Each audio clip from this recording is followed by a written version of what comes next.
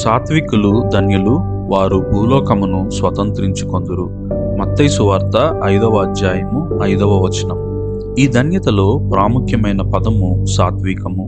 ప్రస్తుత కాలములో సాత్వికమును చాలామంది చేతకానితనంగా లేదంటే పనికిరాని గుణముగా చూస్తూ ఉంటారు.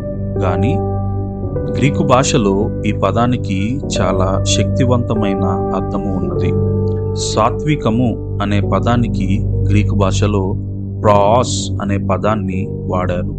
ఈ పదాన్ని అర్థం చేసుకోవడానికి ఒక ఉదాహరణను చూద్దాము.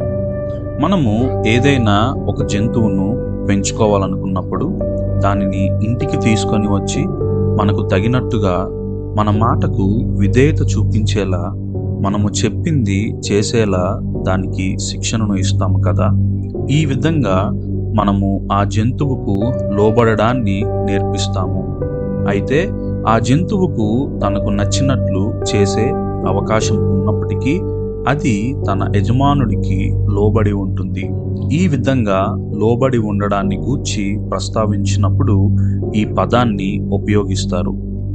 చదువుబడిన వాక్యములో ఒక వ్యక్తికి తనకు నచ్చినట్లు జీవించే అవకాశం ఉన్నప్పటికీ దేవుని యందు విధేయత కలిగి ఆయన ఆధీనంలో ఉండడానికి ఇష్టపడే తత్వాన్ని సాత్వికము అని మనము అర్థం చేసుకోవచ్చు. ఈ ధన్యత యొక్క పరిపూర్ణ అర్థం ఏమిటంటే, ఎవరైతే సాత్వికముతో అనగా దేవుని ఆధీనములో నడిపించబడతారో వారు ఈ భూమిని స్వతంత్రించుకుంటారు అని అర్థము. ఈ మాటను వింటున్న నీకు ఎంత జ్ఞానమున్నా, ఎంత తెలివి ఉన్నా, ఎంత గొప్పవాడివైనా అవి అన్నీ పక్కన పెట్టి సాత్వికముతో నీ సృష్టికర్త అయిన దేవుని ఆధీనంలో నువ్వు నడిపించబడి ఈ భూమిని స్వతంత్రించుకోవాలని ఆశిస్తూ ముగిస్తున్నాను. ఆమెన్.